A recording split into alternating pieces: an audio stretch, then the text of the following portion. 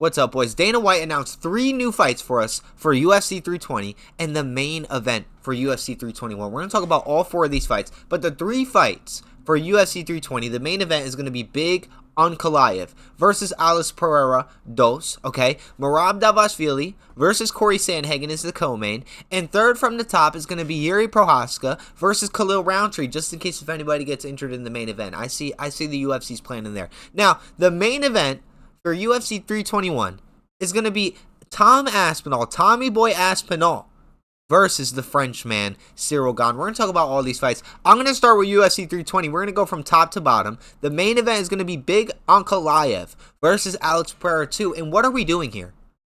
Well, I thought Alex Pereira was positioning himself to move to heavyweight since Tom Aspinall didn't get the heavyweight fight against Jon Jones.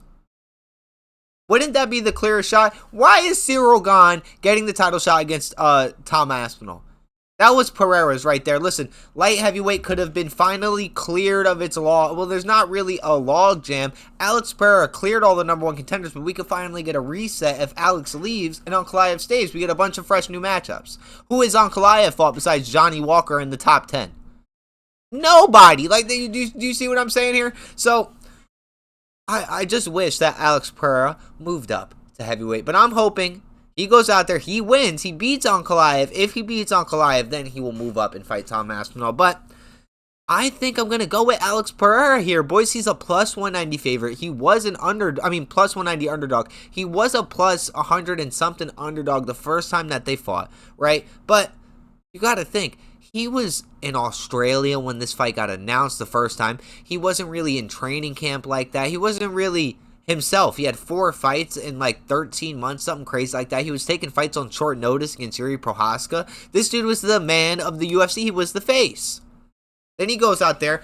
Ankalaev didn't even take Alex Pereira down. Can we really talk about that? Ankalaev didn't even successfully take him to the ground once. I don't know about that. I think, hey, stats right up there. E-Rock, the editor, up there. Okay. Anyways, his wrestling was not effective. And that's what everybody was concerned about, was that Ankalaev was going to take down Alex Pereira. But that wasn't that's not what happened. The only thing that happened was Alex Pereira got held on the cage for about 25 minutes, and that's about it. He just got body worked up and beat up from the clinch. And, in my book, it was like 50-45. Big Ankalaev all day. That was a Ankalaev reign.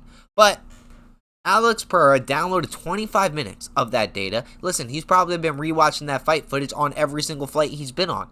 Probably been rewatching that in the Corvette. You got to think about that. And Alex Pereira has chicken now. He has a bunch of bread, so he's training different. He's recovering different. Remember, Chris Curtis just came out and said, listen, making 170 was fantastic. I had so many better weight cuts than I did at 185. It's because I have money now. You know what I'm saying? So Alex Pereira weighed in at 240 something on Instagram the other day. So that's where that's coming from. He's going to walk in there massive, okay? I think he's going to let these hands fly, and we're going to see Ankalaev drop. But what sucks is, if Alex wins this, he will not be moving up to heavyweight. Matter of fact, they will be giving Alex the trilogy against Ankalaev. They would, for sure. Because if Alex goes up there and fights Tom, he's going to get, let's be real, he's going to get demolished. Tom Aspinall is going to, he's going to explode him.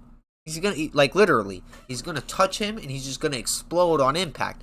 I don't think it's going to go well for him. So maybe staying at light heavyweight is the right move for Alex Pereira against Ankalaev, but I want him to win, but I don't want him to win because I want him to go up to fight Tom Aspinall, because what is going on at heavyweight? We're going to get to the Tom Aspinall fight last because we're going to go through 320 right now, but what is going on at heavyweight? We need some fresh blood. We need some fresh blood in there. Derek Lewis is still knocking #1 contenders out. All right? That's been going on since, like, what? 2012, 2013, come on, bro. Come on, guys. There has to be somebody over 205 pounds that, can last 5 minutes, that could run for 5 minutes. You know what I mean? We just need, like, 1 round of cardio from you in the heavyweight division. But Ankalaev might also, back to, the main event of UFC 320. I get a little sidetracked, boys. E-Rock does have ADHD. Don't forget. Now, Ankalaev also has downloaded 25 minutes of this data. He's not scared of Alex's power. He got hit with some pretty solid shots in there. It's not like Alex Pereira was just like neutralized as soon as he saw Ankalaev. But Ankh probably isn't scared of you anymore. The biggest thing that Alex had was fear. He was winning via fear. Yuri thought that you casted a black magic spell upon him. He couldn't even comprehend the power that you were hitting him with. Do you know what I'm saying? Like, Ankalaev went out there, fought you for 25 minutes. 25 long-ass minutes that were spent against the cage, all right? And he felt your power. So he's not petrified of you. This is going to be a solid fight. I think the best bet for this main event, like the solid bet that you could put on this main event, the best return on your money would be like over 2 takedowns for Ankalaev. You know, I think that Ankalaev might actually get to shoot some takedowns here and utilize them because Alex is going to be like ready. I don't know. Hey, we're going to do a more in-depth fight breakdown for this, and you have to think, right? If Ankalaev wins, and Pereira doesn't go up to heavyweight, who is he going to fight? He's knocked out everybody in the division. You know what I mean? That's a main eventer right there. That's not a co-main event guy. You know, if Alex loses this, he's kind of forced to go up to heavyweight. But after that, it's over. I mean, he's made enough. He made enough money, anyways, boys. Moving on to the co-main event. The co-main event. My GOAT, our GOAT. If you're watching this channel, Merab is the best. All right, Merab Dvalishvili versus Corey Sandhagen is the co-main event. This card is just asking to be bought. They are asking you, not even politely. They're just like, hey, you need to buy this. You need to buy this pay-per-view. I'm a pirate, though. All right, listen, I'm a pirate.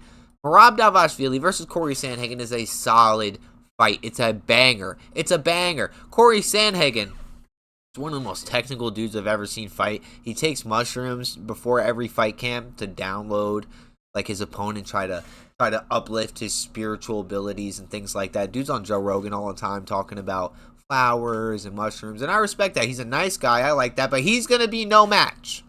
His technical prowess is going to be absolutely no match for Merab Dvalishvili for sure. There is some good, money value on putting your bread on Corey Sandhagen, absolutely. But I don't know. Listen, Merab looks absolutely unbeatable. I could see him getting beaten via submission. You know, Corey is like that. You saw what he did to Deiveson Figueiredo, basically ruined his career in like a 50-50 position with like a weird knee bar, you know what I mean? But Merab is definitely success. Oh my goodness, success. Merab could definitely get submitted for sure. You know what I mean? Absolutely, anybody could get submitted, but we haven't really seen him stay on his back. So like, good luck taking him down. I haven't really seen him just kind of lay there and accept the position. You know, Merab gets up, he scrambles, he does his thing. You are not keeping that dude still for like not even a second. Merab got that ADHD inside of the octagon. All right. I don't think Corey Sandhagen is going to be much of a match at all. You know, I don't think anybody in the division is much of a match for Merab Dvalishvili. He's looking absolutely unbeatable. I don't even think anybody at 145 could beat Merab. Like, if Ilya was still at 145, I would say sure. Ilya could beat Merab Dvalishvili. But I don't think nobody at 145 could beat Merab. Maybe Pantoja, if Pantoja decides to move up, if the UFC even lets him move up, maybe he could beat Merab, but I don't think anybody's beating him. I would just go like maybe submission Corey Sandhagen if you really want like the plus underdog value, you know, but it's going to be a donation. It's going to be a donation. Let's keep it a buck, all right? When have you ever seen Merab accept a position? Except being taken down. He's also in the Derek Lewis Jiu-Jitsu club, you know, he's just going to stand up. I'm going to get up, you know what I mean? Moving on, boys. Third from the top, Yuri Prochazka versus Khalil Roundtree. This is a quick turnaround from Roundtree. He didn't really take any damage against Jamal Hill, though. Like, not really. It was like a Khalil Roundtree stampede for 4 rounds. And in the 5th round, he just stood there and looked at him. You know, he was like, I'm not going to chase the finish because you're a little unpredictable. You're hard to figure out. That's what he said to Jamal. And Jamal was like, why aren't you engaging with me? Now, you're accepting a fight with Yuri Prochazka, one of the most unpredictable, hard-to-read dudes in the UFC, next to, like, MVP and Anderson Silva and shit like that. Good luck. I'm going Yuri Prochazka KO TKO all day, even if he's fighting Godzilla. All right? Yuri Prochazka is probably in the sleep deprivation chamber right now, picturing Khalil Roundtree in his brain, envisioning how he's going to beat Khalil Roundtree via spinning elbow.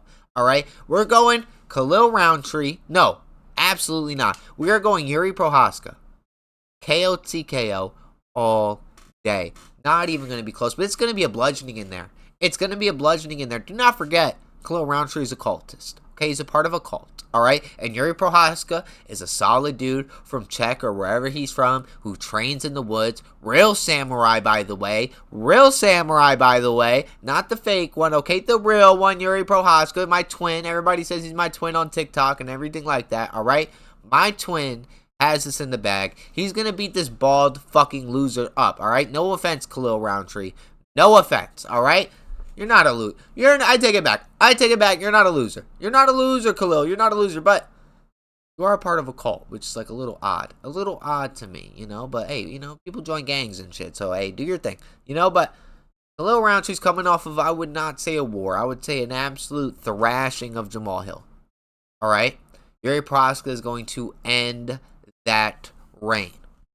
Moving on, boys. Tom Aspinall versus Cyril Gane. What is going on? What is going on in the heavyweight division? I thought we were going to give Volkov no, we're not giving Volkov the shot. Volkov's fighting Almeida. Volkov is fighting Almeida, you tell me.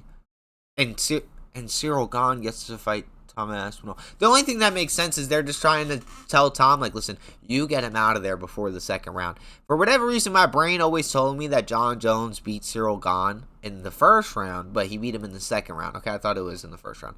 Tom Aspinall better knock out Cyril Gane in the first round. He was talking all that shit about beating up John Jones, all right? Now, do I think he knocks out Cyril Gane first round? Absolutely. And that's what we're going to be betting on, boys. I don't think there's even anything to break down here, all right? Cyril Gane got tapped out by like a guillotine by John Jones, all right? We're going to see Tom Aspinall starch another one, all right? Why don't you guys make Volkov like weigh in as the backup, and then Tom Aspinall, after he starches Cyril Gane in the first round, you guys could just bring out Volkov. He already weighed in anyway, right? He already weighed in anyway. Let's just get two contenders out in the same night. As soon as he knocks out Cyril Gane, Tom Aspinall should grab the mic and say, oi, mate. Y'all want the encore, mate. That was more Australian, okay? But he should say, you know what, you guys want an encore? And everybody would say, yes, Tom, yes. And then they bring out Volkov. All right, I want to see Volkov versus Cyril Gane. I think he gets starched again either way, but it's all right. It's all right. That's what Dana White announced. Boys, I'm sorry that I took a little break. I had to take a little break. It was not intentional, okay? It was not intentional. I was working some doubles, okay? But I had to figure out how I can make videos when I work doubles. All right, I'm a little new to the metaverse streets and the metaverse land, but we're gonna figure it out. Every day I'm still making TikToks though. It's just a little hard to get to the desktop, you know what I'm saying, the home base, and make some videos for you guys and then throw them in the editor, and then I put on my E-Rock the editor hat and edit it for like an hour or two, and then I throw it up for you guys. I make the thumbnails, I do everything for you guys. But no excuses, all right? We're back in here. We're about to hit 300 subscribers. If you made it this far, bro, salute, man. For real, salute. All right? I hope you guys have a great day, a blessed day. Stay up, boys. Stay hydrated. Go eat something good. Eat some ice cream if you fuck with ice cream. I fucking love ice cream, all right? Drink a beer, all right, if you're of age. All right, guys? I'll catch you guys later. Peace out.